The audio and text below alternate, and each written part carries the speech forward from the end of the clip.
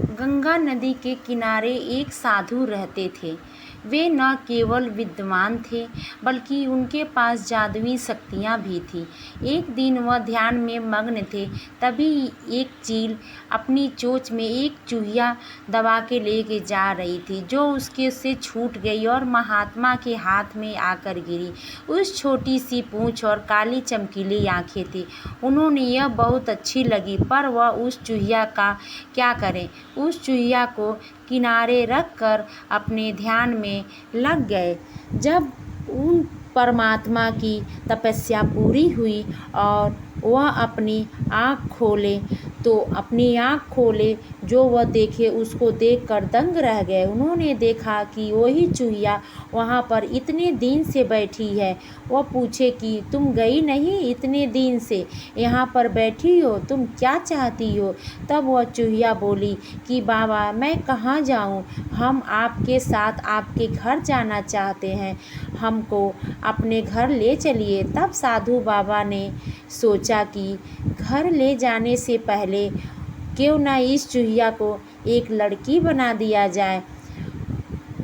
तो जब साधु बाबा ने अपने मंत्र से उस चूहिया को एक लड़की में बदल दिया, उस लड़की को घर ले जाकर पत्नी से बोले, तुम हमेशा से संतान चाहती थी, तो लो, आज से यही हमारी पुत्री है, इसे पूरी देखभाल एवं स्नेह से पालो। साधु की पत्नी भी अपनी पुत्री को देखकर प्रसन्न हो गई। वह उसे राजकुमारी की तरह पालने लगी। साल बीत गए, नन्ही लड़की एक सुंदर युवती बन गई।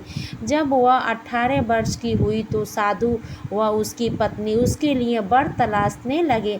साधु ने कहा, मेरी बिटिया का विवाह किसी ऐसे व्यक्ति से होना चाहिए जो सबसे बड़ा हो। मेरे हिसाब से सूर्य देव ठीक रहेंगे। पत्नी ने भी हामी भरी। उन्होंने जादुई मंत्र के प्रयोग से सूर्य को नीचे बुलाया। उन्होंने अपनी पुत्री से विवाह करने को कहा, पर पुत्री ने पहले ही मना कर दिया। वह बोली, पिताजी, ये तो बहुत गर्म है, मैं उनसे विवाह नहीं करूँगी जो इनसे भी बेहतर हो। साधु निराश हो गए। उन्होंने सूर्य देव से पूछा कि कोई वर आपसे बेहतर हो, बताइए। सूर्य देव ने, बादलों के देवता से बड़ा कौन होगा जो उन्हें मेरी कीड़ों को भी रोक देते हैं। साधु ने बादलों को नीचे बुलाया एवं उनसे अपनी पुत्री से विवाह करने को कहा, पर इस बार फिर पुत्री ने मना कर दिया। वह बोली, ये तो कितने बदसूरत है, मैं इनसे विवाह नहीं कर सकती। साधु ने बादल देवता से क्या कहा कि कोई अच्छा वर सुझाव दो। वह बोले, पवन देवता ठीक रहेंगे, वह मुझे भी अपने फूंक से उड़ा देते हैं। तब साधु महात्मा ने अपनी तपोबल से पवन देव को धरती पे बुलाया और अपनी पुत्री से विवाह करने को कहा। पुत्री ने फिर इनकार कर दिया। वह बोली, मैं इनसे शादी नहीं करूंगी, ये तो कहीं टिकते ही नहीं है, हमेशा यहाँ वहाँ भागते रहते हैं। साधु ने पवन देव से पूछा, क्या मेरी पुत्री के लिए कोई ऐसा वर हो सकता है जो आपसे भी बेहतर हो। पवन देव ने कहा कि पर्वत देव मजबूत एवं ऊंचे हैं, वे मेरे भी रास्ता रोक देते हैं। साधु ने पर्वत देवता से कहा कि वो उसकी पुत्री से विवाह कर ले। पुत्री ने फिर से मना कर दिया। वह बोली, ये तो बहुत लंबे, सख्त और कठोर हैं, मैं इनसे विवाह नहीं कर सकती।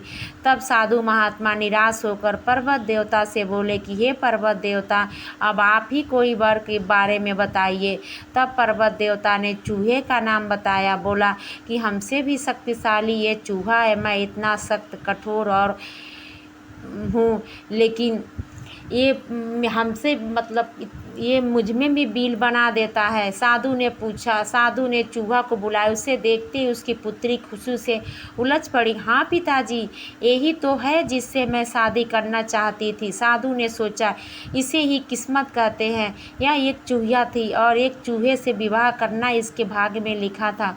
उन्होंने जादुई मंत्र के प्रभाव से पुत्री को फिर से उस चूहिया में बदल दिया और दोनों शादी करके खुशी खुशी अपने साथ रहने लगे। इसी को कहते हैं कि भाग्य का लिखा और किस्मत का लिखा कभी बदलता नहीं है।